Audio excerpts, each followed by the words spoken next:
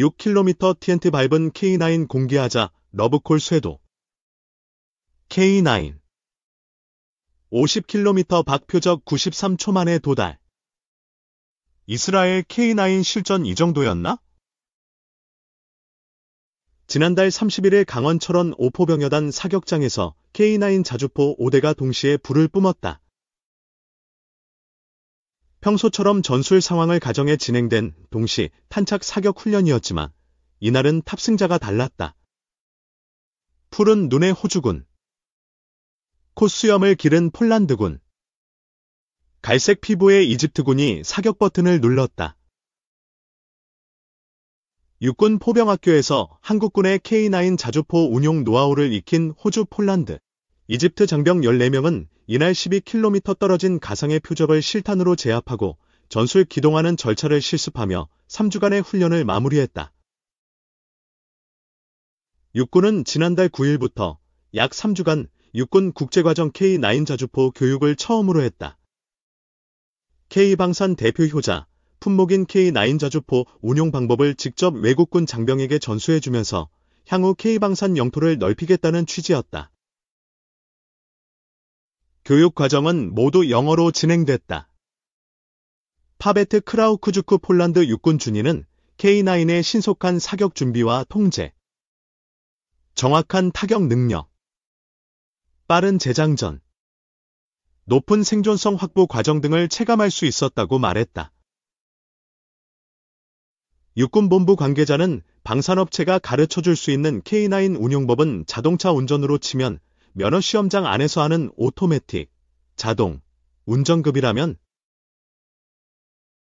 군은 보다 실전적이고 전문적인 도로 주행 스틱, 수동, 운전급 운용법을 알려줄 수 있다며 장비 조작법 이상의 응급조치는 군에서 직접 배우는 것이 최선이라고 했다. 이번 교육에 참여한 호주, 폴란드, 이집트 장병은 곡서확인 K9 자주포를 응급 상황 때 직사로 사격하는 법, 자동포 방열 시스템 고장 시 수동포 방열법 등을 배웠다고 한다. 폴란드군은 아직 K9 실전 배치를 하지 않아 직사 사격은 생각조차 못했었다며 한국군의 감사의 뜻을 전했다고 한다. 육군이 운영한 이번 국제과정엔 이집트군 대위 2명도 참가했다. 이슬람교를 믿는 이들은 하루 5번 기도를 해야 한다. 이들을 위해 육군은 포병학교 강의실 1개를 기도실로 마련해줬다. 포병학교가 있는 전남 장성에서 할랄 인증 음식을 구하기 어려워지자 해산물 위주로 음식을 제공했다고 한다. 군 관계자는 입교 전 주한 이집트 대사관에 문의해 종교 및 식생활을 배려했다고 했다. 육군은 이번에 호주, 폴란드, 이집트군을 대상으로 K9 교육을 진행한 데 이어 오는 11월 2차 국제과정 개설 시에는 교육 참여국과 과목을 늘릴 계획이다. 육군은 상반기 K9 과정에 더해 K2 전차 운용법과 K9, K2 정비법 등 4개 과정을 개설할 계획이다. 이번에 교육에 참여한 3국에 더해 튀르키예, 카타르가 이미 참가 의사를 밝혔다고 한다. 육군본부 관계자는 방산협력국이 구매한 장비에 따라 맞춤형 교육을 지원하고 인적 네트워크도 형성해 향후 K방산 확대에 기여하겠다고 했다. 실제로 이번 훈련을 통해 K9 자주포와 연계한 K10 탄약 보급 장갑차에 대한 외국군의 관심도 높아졌다고 한다. K10 탄약 보급 장갑차가 K9의 자동으로 탄을 적재해 사격 효율이 높아지는 걸 이번 교육과정을 통해 확인한 덕분이다. 육군은 이번 과정에 참여한 외국군 14명과 한국군 초급 간부, 사관생도 14명을 매칭시켜 교본을 쌓게 했다. 한화 K9 자주포, 미 엑스칼리버 포탄 발사체 실사격 시험 성공. 한화에어로스페이스, 이하 한화에어로, 가 K9 자주포로 미국 레이숀 M982A1 엑스칼리버 정밀 유도, 연장 사거리 155mm 포탄 실사격 시험을 성료했다. K9 자주포와 미국산 탄약의 호환성을 검증하면서 미 육군의 자주포를 수출할 수 있는 가능성이 높아졌다.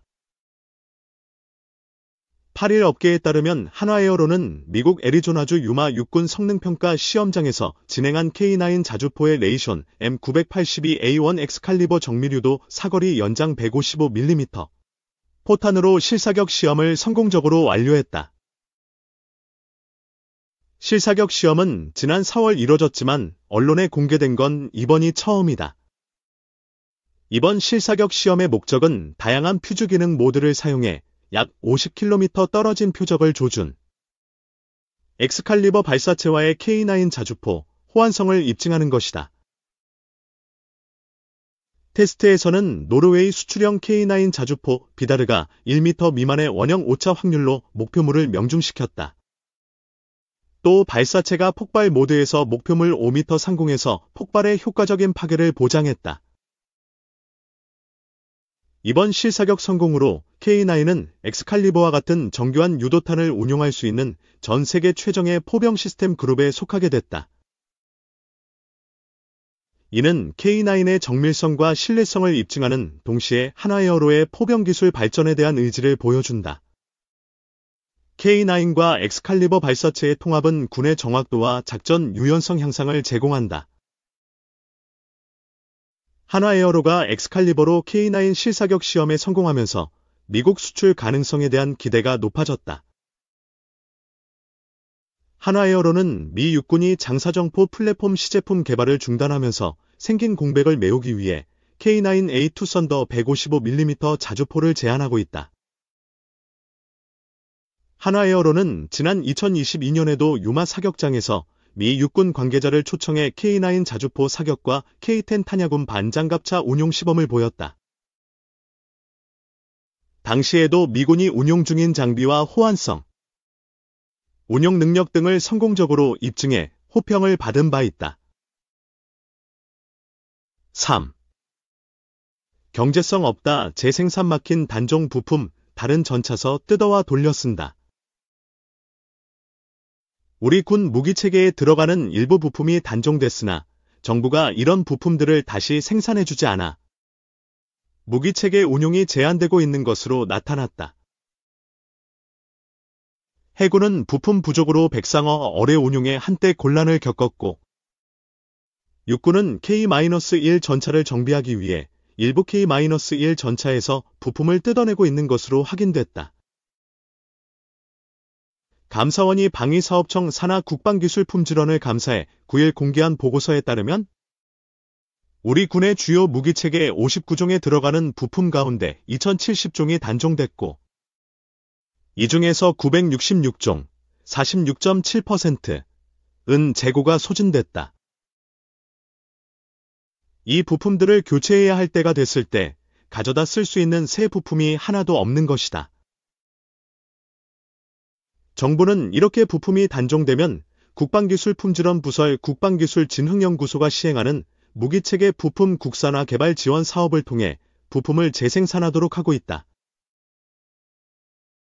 그런데 감사원이 확인해보니 우리 군이 당장 필요하다며 2021년부터 올해 1월까지 생산을 요청한 부품 296종 가운데 107종, 36.1%이 생산되지 않았다. K-1, K-2 전차 부품 10종, 155mm 자주 곡사포 부품 5종, K-263 자주발칸 부품 3종, 각종 중어뢰 부품 45종, 5인치 함포 부품 6종, 패트리어트 미사일 부품 7종, KF-16 전투기 부품 3종 등의 생산이 거부됐다. 이는 재생산할 부품을 정하도록 방위사업청이 만든 기준에 경제성이 들어있기 때문이라고 감사원은 지적했다. 국방기술진흥연구소가 따라야 하는 방사청 기준의 단종 부품 재생산 시 경제성을 따지게 돼 있다 보니 무기체계 운용에 필수적이지만 소요량이 적어 경제성이 부족한 부품들은 재생산 대상으로 선정되기 어렵다는 것이다. 해군은 2021년 10월 백상어 어뢰의 단종 부품을 생산해달라고 요청했으나 경제성이 부족하다는 이유로 생산이 거부됐다. 이에 따라 해군은 백상어 운용 수준을 유지하기 위해 별도의 경로로 부품을 확보해야 했던 것으로 알려졌다. 육군은 지난해 6월 K-1 전차 포수가 사용하는 보조 조준경용 부품의 조달을 요청했다. 그러나 역시 경제성 부족을 이유로 생산이 거부됐고, 육군은 이 부품을 동류 전환 방식으로 구하고 있다. 한 K-1 전차에 포수 보조 조준경 부품이 필요해지면 다른 K-1에 있는 부품을 가져다 쓰고 있다는 것이다. 그만큼 운용 가능한 K-1의 수는 줄어들게 된다. 육군은 올해 1월에는 K-263 자주대공포의 사격통제부 일부 부품 생산을 요청했으나 이 또한 경제성 부족을 이유로 생산을 거부당한 것으로 나타났다. 이에 따라 육군은 해당 부분에 대한 정비를 중단했고, 감사원은 앞으로 K-263 가운데 대공 사격이 불가능한 장비가 계속 늘어날 것으로 예상된다고 했다. 감사원은 방위사업청에 단종 부품 재생산 기준을 고치라고 통보했다.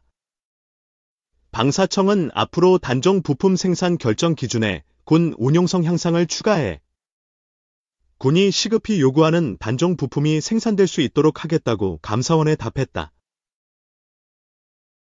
한편 국방기술품질원이 품질을 보증해 군에 납품된 부품 가운데 52종은 실제 무기체계에 부착하는 것이 불가능한 부품이어서 2021에서 2023년 3년 새하자 처리된 것으로 나타났다.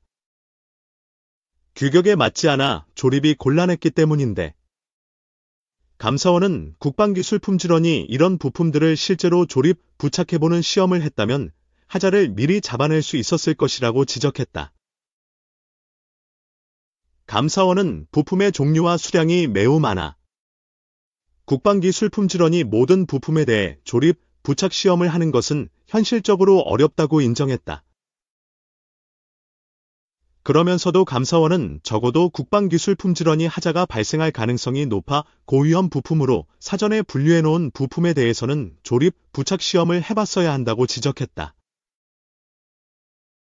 군은 이렇게 아기가 맞지 않는 부품을 다시 납품받아야 했고, 그동안 해당 부품이 들어가는 무기체계의 운용이 짧게는 40일에서 길게는 751일까지 일부 제한됐다.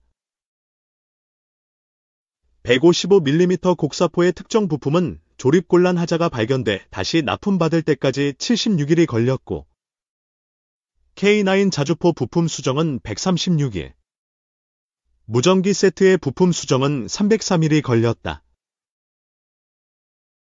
K-1 전차에 들어가는 도관 부품 하나는 조립곤란 하자 발견부터 부품 수정까지 751일이 걸렸다. 국방기술품질원은 인력과 예산 사정상 모든 부품에 대해 조립, 부착 시험을 하기는 어렵지만 하자 발생 고위험 부품에 대해선 조립, 부착 시험을 확대하는 방안을 마련하겠다고 밝혔다고 감사원은 전했다.